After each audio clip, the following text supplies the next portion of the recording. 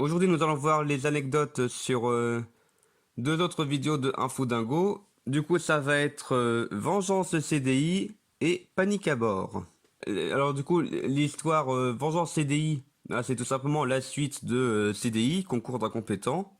Et du coup, pour ça, j'ai fait intervenir le personnage de Politic Man en lui donnant le rôle du père du commerçant. Et du coup, c'est là que j'ai créé le premier lien de parenté dans l'univers de Infonago. Et en fait, quand il arrive par la porte de derrière, l'expression pas terrible, du genre comme avec ta maman. En fait, aujourd'hui, je regrette un peu parce qu'en vrai, c'est pas terrible comme comme expression. Mais en fait, ça venait d'un épisode de Faux Raccord sur de la chaîne YouTube Halluciné, sur le film Deadpool. Et du coup, pour le personnage de Poetic Man, j'ai réutilisé le même pistolet que celui qu'avait le flic. Donc là, c'est un pistolet que j'ai fait en Lego. Vu que la plupart des accessoires même que j'utilise encore aujourd'hui, ils sont soit faits en Lego, soit je les ai trouvés. Et la plupart du temps, c'est dur à trouver, alors du coup, je les fais en Lego.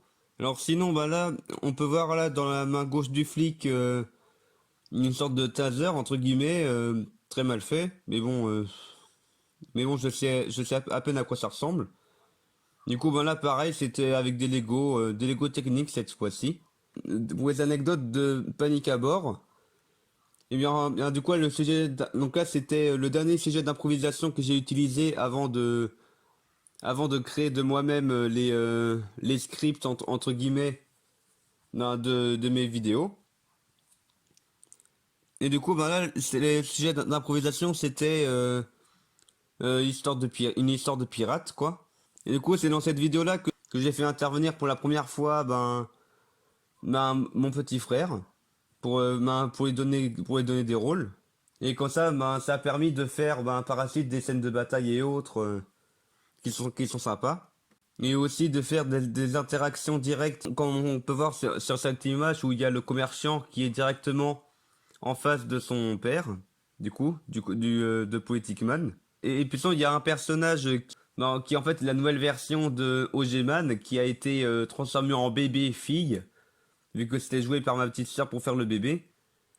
Et que du coup c'est pour ça que je l'ai fait jouer par ma mère. Mais bon, pour certaines scènes, dont celle-là du coup, en fait j'ai fait en sorte qu'on ne voit pas le personnage.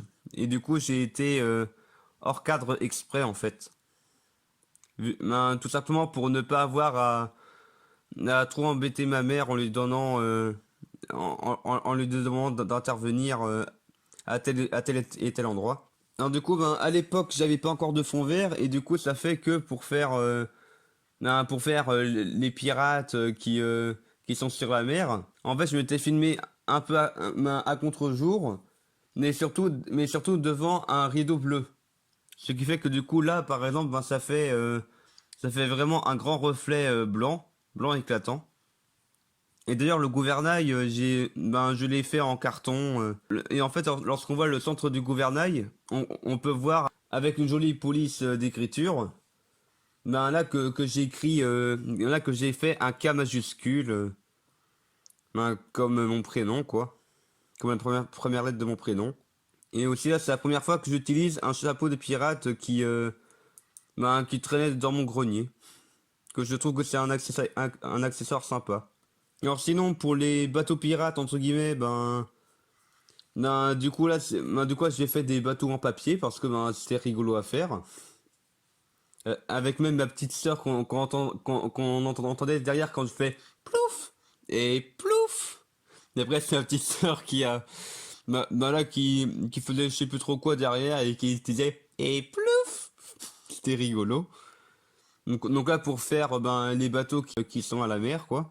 Alors là, pour faire les abordages, je m'étais simplement filmé là sur une corde qui était à une balançoire. Là, on voit très bien, même si c'est en noir et blanc. Non, c'était amusant à filmer, surtout quand on se rend compte directement que non, je suis pas du tout à la mer, quoi. C'est filmé dans mon jardin. Ben, comme j'ai dit tout à l'heure, ce qui est sympa avec le fait d'avoir plusieurs acteurs, ben, c'est qu'on peut faire des scènes de baston, comme là par exemple où mon petit frère, ben, il me foutait un coup de poing au ralenti. Bref, on s'amuse. Et en fait, ah, il y a la scène de allez hop au dodo, hein, j'ai pas de sommeil.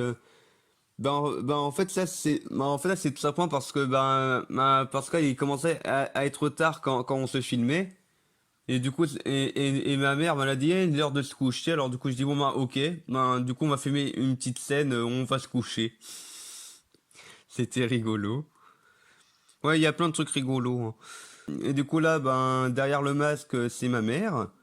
Et du coup, pour le masque, ben, je me suis inspiré du masque ben là, du méchant de Salut les Geeks, qui portait un masque. Et qui le tenait un peu comme ça, là. Alors, moi, j'ai fait en carton. Ce qui est marrant, c'est que ben, sur certaines scènes, ben, en fait, on voit ma petite sœur, ben, tout simplement parce qu'au départ, je pensais lui donner un petit rôle, mais en fin de compte, ben, on la voit même pas. Ben, c'est-à-dire qu'on la voit même vite fait ici, là, alors, en fait, ce plan-là, qui se passe à la fin de la vidéo, a été la première scène qui a été tournée. Et c'est pour ça que du coup, ben là, il y avait ma petite sœur qui jouait le rôle de Ogeman, mais avec les cheveux roux, avec les cheveux orange. C'est pour ça qu'on voit sur le coin en bas à droite. Et d'ailleurs là, on peut voir un faux raccord parce que ben là, je porte des lunettes, alors que le personnage du commerçant ne porte pas de lunettes. Et d'ailleurs, même la chemise est fait faux raccord parce que ben à la base, je portais ben un polo blanc plutôt qu'une chemise à manches courtes. Et puis là, par rapport au personnage de Papy Ronchon, et bien en fait, à la fin, je lui ai fait retirer sa barbe et ses cheveux ben là pour faire un gag. Et puis après coup, je me suis rendu compte que c'était bizarre et tout. Mais bon, j'ai une théorie que je me crée par rapport à une histoire que j'ai moi-même créée.